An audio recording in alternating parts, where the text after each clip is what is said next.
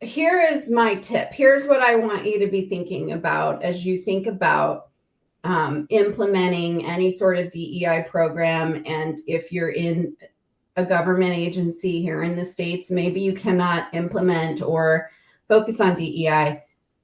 You can do that. You just can't call it DEI, right? Everybody needs to feel valued and respected. So unfortunately, maybe you need to adjust the wording a little bit. And maybe that's not all bad. If everybody in the organization thinks that DEI is about unqualified people getting jobs, then maybe we do need to rebrand DEI. Maybe it's not so awful. Maybe we call it the Valued and Respect, initiative instead of DEI. So here's how culture works. Culture exists due to three forces: individual behavior. So if I go to work every day and I'm experiencing I do go to work every day, not if, and I experience my team, the people I interact with on a regular basis, their individual behavior influences the culture, as does mine. And watching the individuals I work with behave gives me an idea as to what the culture at my organization is, right? Then you have the organization's behavior. The organization has to behave in ways that support the individual behaviors that it seeks. So if I want a respectful work environment, that's the individual behavior that the organization is looking for. The organization needs to have a core value about respect, a core competency about respect.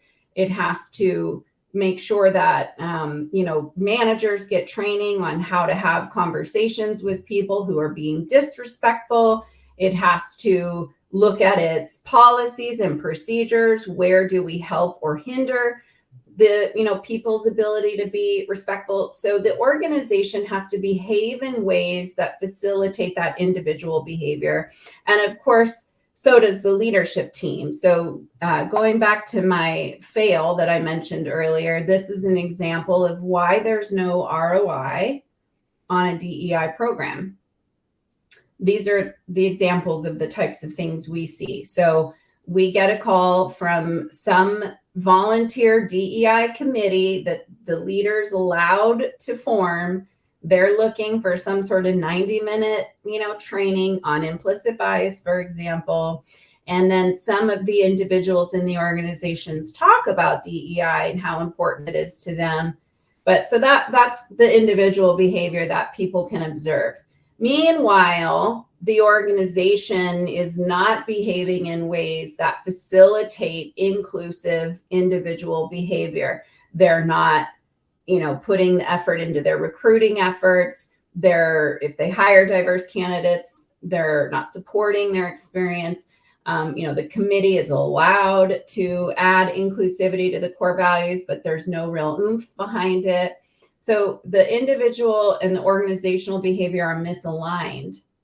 And then, again, we get these calls, we don't have a budget, or when we ask what else is your committee working on, so we can understand how this training, fits into your overall plan, they'll say, we don't have a plan. We're really just doing this training, right? So the leadership team is failing. So these three areas, the behavior of the individuals, organization, and the leadership team, have to match up. They have to align if you're going to see an ROI on your programs.